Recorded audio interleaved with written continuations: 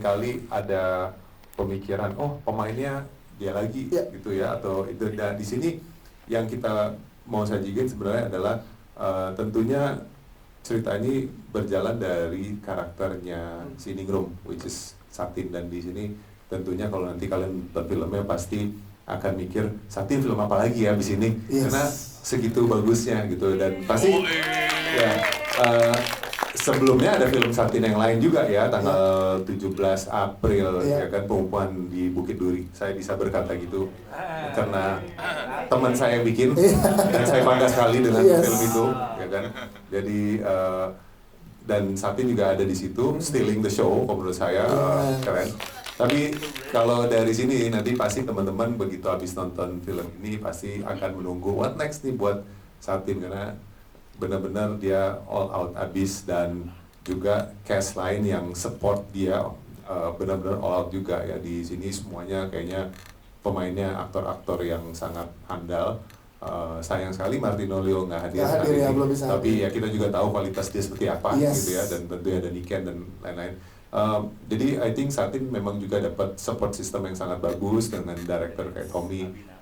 Terus dengan konsultan seperti Abimana gitu ya.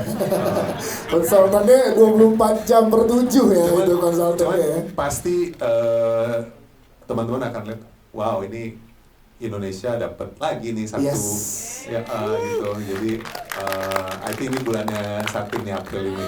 Amin. Nah hanya bulannya, tahunnya dan tahun-tahun mendatangnya terus ya. Terima kasih Mbak Wiki. Dan silakan buat teman-teman media, tadi udah ada. Ya, boleh berdiri, sebutkan nama, media, dan pertanyaannya. Ya, boleh berdiri. Thank you. Saya Luka dari haveabis.id.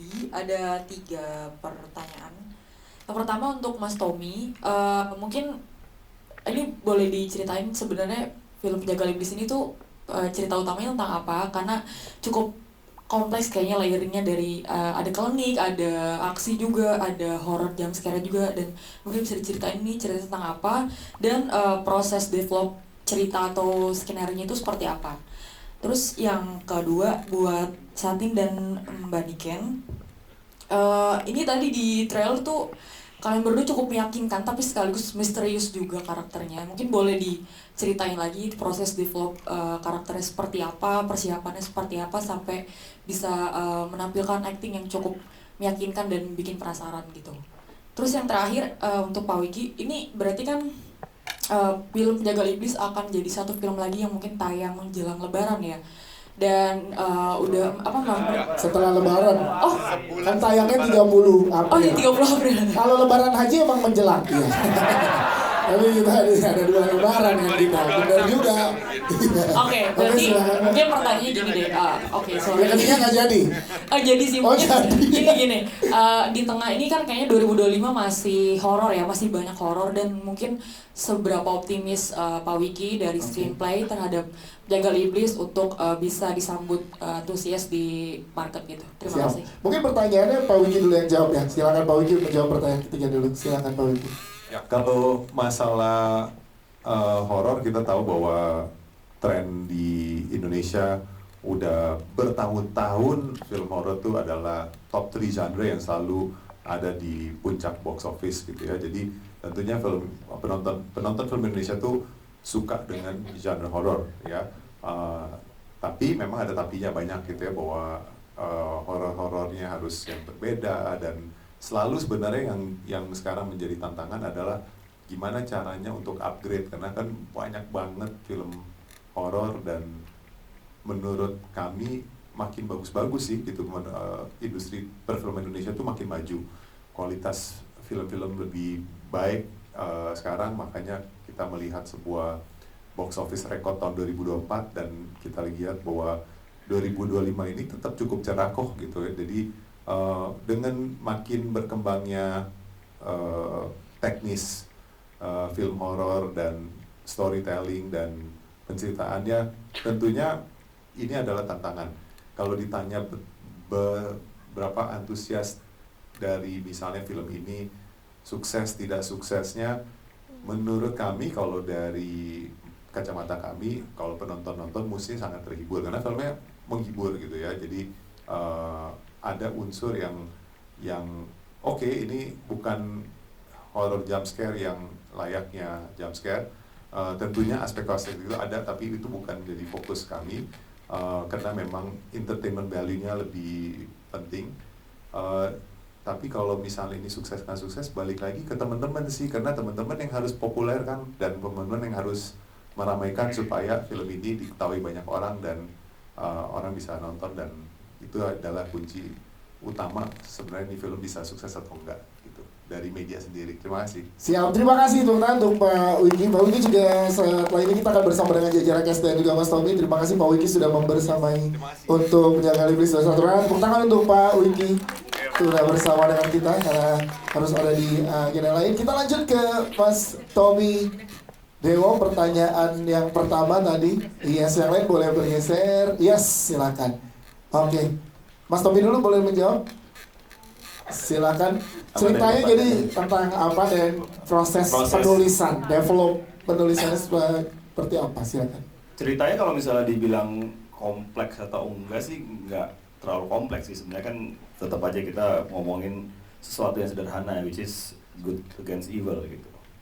Itu aja. Kita tapi mengikutinya karakternya Ningrum dan si Daru ini. Daru sebagai perwakilan dari penonton yang sama-sama nggak tahu nih dunia apa yang dia masukin, sedangkan Ningrum adalah tokoh misterius yang siapa nanti dia di reveal sama si Daru ini. Itu sebenarnya sih itu, tapi balik lagi ini sebenarnya kisah klasik masalah baik dan jahat itu sih sebenarnya.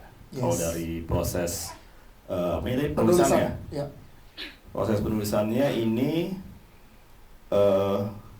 bikin sakit pinggang karena saya lumayan karena udah tua. Tapi menarik karena saya diberi kebebasan luar biasa sama screenplay ya untuk menyampaikan apa yang saya bayangkan gitu. Jadi di penulisan skenario juga kesannya complicated gitu, tapi kita bisa bermain banyak unsur di sini gitu karena mereka juga mempertimbangkan background saya yang sering membuat series crime drama atau crime action gitu, jadi saya bisa leluasa untuk memasukkan unsur-unsur itu ke film yang ini. Itu sih. Siap, terima kasih Mas Tommy. Selanjutnya ada Santi dan Nika Renjani untuk menjawab pertanyaan. Silakan. Terima kasih Kak, pertanyaannya tadi sebelumnya tentang pendalaman ya, betul. Kalau aku mungkin setelah dapat skripnya, aku benar-benar telusuri bahwa Ningrum dan tentunya karakter Kaneken Pak Gonjara juga memiliki misi masing-masing. Kayak kalau cara pendalamannya lebih kayak ke I believe in the character believe. Pak Gonjara pun juga begitu. Jadi kita bertolak belakang, kita punya misi masing-masing. Jadi tinggal dari situ aja sih. Sama paling yang buat aku agak challenging adalah aku di sini kan orang aslinya cimimim gitu ya. Saya di sini disuruh serius mulu terus Pak Tommy secara langsung bilang nggak suka suara asli saya nih. Dia nyuruh saya untuk kayak gitu. Jadi harus berubah tone suara juga ya. Iya. Jadi di situ mungkin challenge-nya ya, pendalamannya lebih kayak ke gimana caranya jadi orang lebih serius. Dan setelah berproses berhasil ya, luar biasa aja ya. Siap, terima kasih. Kalau Nika Renjani silakan. Kalau aku sama seperti Mbak Ningrum, seperti Satin, emang kita harus percaya dengan karakternya supaya kita bisa masuk ke karakternya kan. Tapi yang pasti di luar itu secara teknis memang aku bersyukur banget punya lawan main seperti Satin. Enak banget diajak diskusi, diajak kerjasama, apalagi waktu scene-scene ada berantem-berantemnya itu kita lebih kayak nari ya daripada pokoknya intinya semuanya dilakukan dengan aman dan nyaman dan kita semua juga happy ya waktu itu ya. Dan juga ada Mas Tommy juga yang bisa diajak berdiskusi, jadi anytime aku bingung ini mau dibawa kemana karakternya itu beliau standby 24 jam. Yes, 24 jam loh. 24 jam karena kayak apotek ya. Karena suka ilham tuh keluar di tengah malam habis baca skrip, tonton, aduh ini gimana karakternya Mas Tommy, help. Kalau Santi enak nanya ada Mas Abimana di rumah 24 jamnya. Enggak ada ya Bapak saya. Hanya ke Mas Tommy 24 jamnya ke sutradara. Siap, terima kasih jawabannya dari Channel 3 Satin. Selanjutnya silakan dari teman-teman publisis boleh dibantu. Iya, sebutkan nama, dari mana, dan pertanyaan. Oke, sore semuanya, saya Raffi dari Cinemax. Mau nanya 2 pertanyaan ke Bang Tommy sama Satin. Pertama untuk Bang Tommy, tadi ada aspek yang cukup menarik, yaitu pemuka agama. Nah, penasaran dong kenapa memasukkan unsur pemuka agama ini, dan kenapa karakternya Mbak Niken mencari para pemuka agama ini gitu. Itu mungkin tanpa spoiler ya, Mas. Untuk Satin, Silakan. Ya udah nggak usah dijawab. Nggak usah dijawab. Kalau itu dijawab itu spoiler. Iya. Untuk Satin? Untuk Satin udah banyak film actionnya juga, ada di screenplay juga, ada Virgo and Sparkling, dan juga Pengepungan di Bukit Duri. Tapi ini film horor pertama. Penasaran dong lebih challenging aspek horornya atau aspek aksinya? Terima kasih. Terima kasih. Silakan Astowi Dewas tanpa spoiler nih pesannya tadi ya. Sebenarnya sih ada unsur pemuka agama ini kan sebenarnya kita bermain dengan what if ya. What if ketika si pemuka agama ini dimatikan. Jadi kan apa yang akan si orang-orang ini lakukan gitu. Sebenarnya itu dasar dari pemikirannya gitu. Kenapa akhirnya kita bermain dengan para pemuka agama ini. Jadi kita nggak mengusung satu belief ya. Karena pun kejahatan ternyata lebih besar dari itu gitu. Oke, Itu sih. kayaknya cukup di situ ya kalau nggak Karakedes. Kita jangan di situ kan. Kenapa titit gitu. Nah, nanti ya kenapa nanti saat special screening dan gala premier kita ketemu lagi setelah menonton. Satin silakan. Terima kasih pertanyaannya Kak. Sebenarnya karena keduanya nggak, kalau action mungkin di 2 film sebelumnya itu aku tidak terlalu banyak ya. Horror something new, challenging, but for me the action is next level karena hampir semua stunt yang berbentuk koreografi aku melakukannya sendiri, kecuali yang membutuhkan skill-skill serius karena untuk alasan safety. Aku juga sempat melalui masa-masa di mana sangat amat lambat pergerakanku karena untuk menghafal dan at the same time tahu range-nya yang mana aman mana enggak itu membutuhkan pengulangan yang berulang-ulang kali, jadi latihan itu makanya lama di situ. Jadi I would say kayaknya the action part is very challenging and fun. Yes, Adrian. Terima kasih Satin. Terima kasih. Thank you. Ada lagi? Silakan teman-teman media boleh dibantu oleh teman-teman dari Populisis. Silakan boleh katakannya. Pak Yan, boleh Pak Yan. Silakan Pak Yan. Iya. Makasih. Makasih. Ya. Namaku Yan dari Demi Film. Ya. Sebetulnya akan nyambung dengan pertanyaan tadi, tentang pemuka agama. Dari trailer yang saya lihat ada ustadz, tapi juga ada tanda salib, ada mungkin pendeta atau pastor dalam pemuka agama yang diambil jantungnya oleh Niken, oleh pemeran Niken gitu ya. Itu pertanyaan saya yang Pakun pertama. Jara. Ya, Pakun Jara. Ya, jadi agama mana yang dibunuh-bunuhin dalam film ini? Itu pertanyaan dari Tommy. Untuk ini Satin. dari Satin, Ya. apakah Anda ini lebih mirip Inong atau Abimana? Oke. Ya dua-duanya dong. Iya dua-duanya Pak. Mix. Sampai mirip Tommy Dewa Pak. Sepanjang syuting film ini lebih banyak masukan dari Abimana atau Inong? Makasih. Oke, silakan. Dan memberikan supportnya seperti apa dari Mas Awil ini kembali. Mas Tommy dulu silakan Mas Tommy. Kalau misalnya tadi pertanyaannya Ada salib? ya pemuka agama mana aja gitu ya. Sebanyak mungkin sih sebenarnya yang kita masukkan karena kan ya kita mau ya tadi itu kita bermain what if, bagaimana jika si para pemuka agama ini tidak bisa menanggulangi apa yang terjadi gitu. Itu sih. Jadi kita mencoba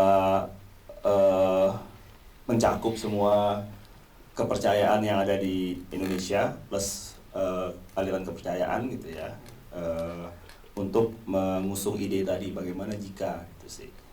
Oke, siap. Terima kasih Mas Tommy. Satin silakan. Mungkin supportnya seperti apa?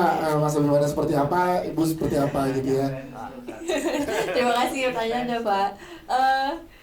Kalau mungkin keduanya, karena kalau ibu kebetulan manajer saya, kalau ayah saya adalah mentor saya gitu. Tapi mungkin ibu saya akan setuju kalau saya bilang saya sifat saya mirip bapak saya banget. Pak Tommy juga mungkin setuju kali ya, saya adalah benar-benar bapak saya gitu. fotokopian, perfeksionisnya juga. Jadi sebenarnya kalau dari sisi ini karena teknis ya action, aku nanyanya ke dia dan kebetulan pada saat itu karena aku juga baru banget, aku mendapatkan saran-saran yang menurut aku kritis, tapi itu yang aku butuhkan. Kayak menurut dia, enggak, ini kurang. Dia akan ngomong gitu. Jadi aku kayak, oh oke, kurang. Aku akan berusaha lebih lagi. Jadi mungkin kalau ngobrol secara teknis lebih ke ayah sih. Karena aku adalah ayahku. Siap, terima kasih. Dan Mas Tomio sebagai sutradara sudah lengkap ya, ngedirect bapaknya, ngedirect anaknya juga udah pernah di serial bersama dengan Mas Abi, di film dengan Satin. Sifatnya plek ketiplek. Jadi menghadapi orang yang sama sebenarnya Mas Tommy ya. Tapi ada yang lucu dari Satin waktu syuting, masih kayak karena dia perfeksionis ya. Gimana? Aku boleh sekali lagi nggak? Pak, boleh sekali, oke sekali lagi aja gitu. Tapi dia akhirnya nangis sendiri. Dia minta dia nangis ya. Dia yang minta dia nangis, soalnya kita juga oke gitu. Siap, terima kasih. Selanjutnya silakan dari publicis, boleh katakannya? Ya, silakan Mbak. Sini. Ya. Ya, silakan Mbak. Halo, saya Shana dari pejuangkantoran.com. Saya penasaran lebih ke Mas Tommy sih soal tadi dibilangnya horor dengan slasher. Sebenarnya kan genre slasher itu lumayan jarang diangkat gitu. Dan saya ngeliat gambarnya juga gitu loh. Itu akan seperti apa gitu slasher? Karena kalau kayak di Jepang atau misalnya di film-film Asia Timur tuh emang kalau slasher itu kan memang gila banget. Dan kalau di Indonesia kayaknya saya baru lihat Shadows Trace kayaknya memang langsung dikasih lihat tuh muncrat-muncratnya. Dan gimana masuk bioskop apa nggak kena takut sensor gitu ya? Tapi dari gambarnya aja udah serem banget nih gitu. Ada tangan muncrat darah gitu. Oke. Itu aja sih, makasih. Silakan Mas Tommy, terima kasih Mbak. Sebenarnya kan kita kan mencoba elevate ya dari horor-horor yang sudah ada gitu. Apa sih yang kita bisa lakukan untuk menambah kualitas dan pencapaiannya gitu. Nah, salah satunya adalah kita mix genre. Gitu. Mix genre jadi ada horor genre slasher, ada horor genre mistis dan lain-lain gitu. Nah, kita coba mix itu sih, tapi tetap berangkat dari perjalanan karakternya ini gitu. Jadi kita juga nggak mengada-ngada gitu, luar dari ceritanya tiba-tiba harus ada ini hari ini gitu. Jadi kita tetap dengan root karakternya, perjalanan karakter si Ningrum ini, kenapa dia menjadi slasher itu atau menjadi segor itu untuk si Bakun Jara itu sih kita mengikuti ceritanya kenapa akhirnya ada mix genre itu sih. Kalau sebagai sutradara ada referensi referensi saya film anime sebenarnya sih. Karena saya kebanyakan nonton film-film anime ya kayak yang Doraemon gitu maksudnya. jadi sih banyak terinfluence sama itu sebenarnya. Gitu. Bagaimana sih kita membuat referensi itu di live action sebenarnya itu sih idenya. Oke, siap. Terima kasih Mas Tommy Deo.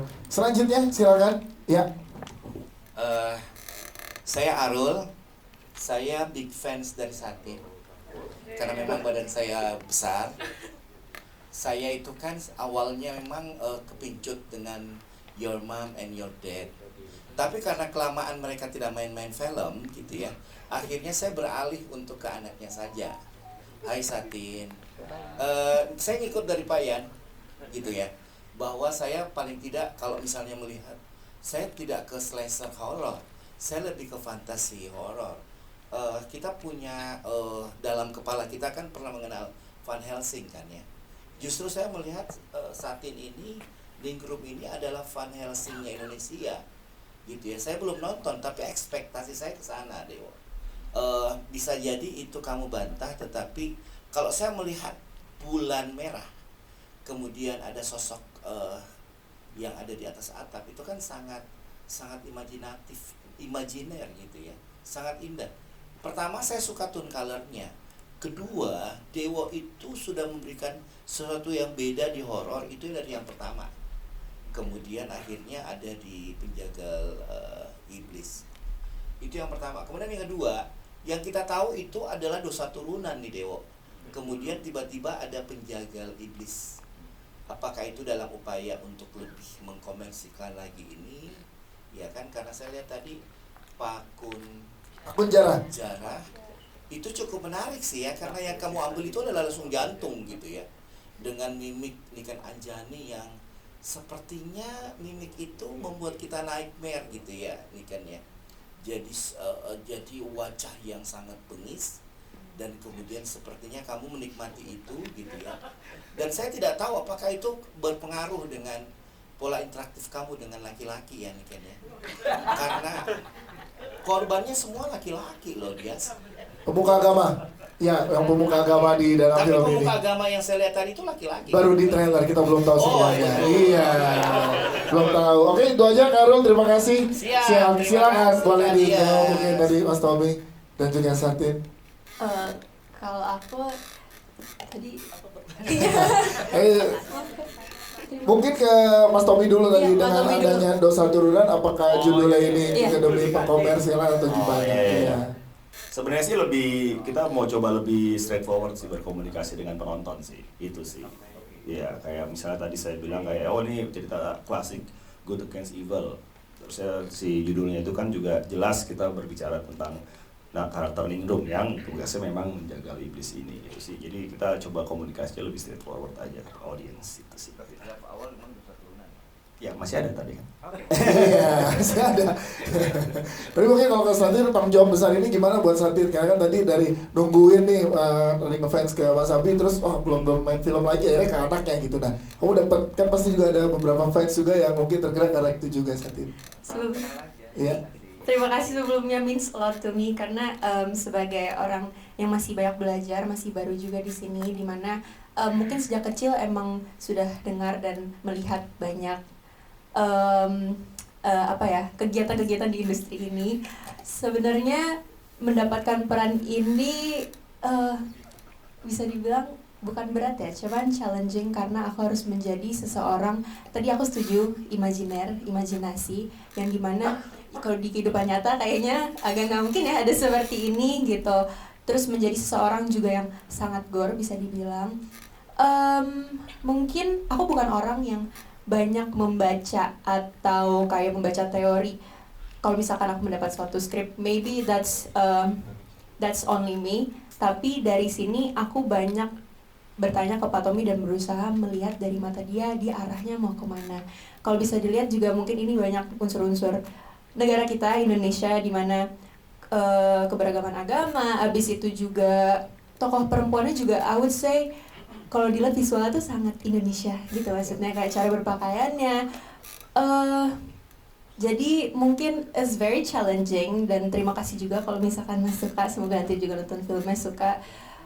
Dan jujur saya deg-degan, jadi just pray for me, semoga Mas tadi setelah nonton mungkin berdoa bisa melihat saya lagi di project. Amin. Satin, terima kasih. Om Arli ya. Oh bener kan, Mas Satin udah Om. Soalnya Mas Abi mana main film dia udah ada juga di sini sebagai teman-teman pers. Iya sih Kak, means a lot, semoga nggak mengecewakan ya, karena udah lihat Ayah. Kita tahu ya, Yes. Ayah selalu all out dalam film-filmnya. Terima kasih. Siap, terima kasih. Kalau Niken Anjani tadi kebingungan itu muncul dari mana tadi kalau pertanyaan itu bisa ambil jantung? Kalau Pak Kunjaranya, Ya. gitu nggak serem Betul. Itu juga. Tapi memang saya sangat menikmati peran Pak Kunjara, dan bisa dibilang Pak Kunjara itu salah satu karakter yang lepas dari diri saya cukup lama. Cukup lama, agak lama gitu. Lebih dari 5 jantung. Jangan spoiler. Berapa ya? Berapa jantung ya? Nonton ya. Nonton ya.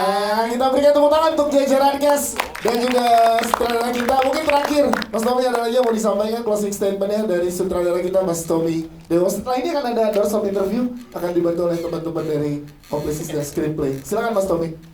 Sebenarnya balik lagi kita akan mencoba menyajikan sesuatu yang menghibur ya, dengan elemen-elemen yang ada, dan kita mencoba sesuatu yang istilahnya apa ya, mengelevate genre horor itu di Indonesia gitu. Jadi saya sih berharap, dan semua pemain di sini berharap kita bisa menyajikan sesuatu yang bisa menghibur ke penonton itu sih. Siap, terima kasih, tepuk tangan sekali lagi. Teman-teman kita boleh berfoto sekali lagi, boleh berdiri. Yes, dan boleh merapat ke tengah, kanan boleh.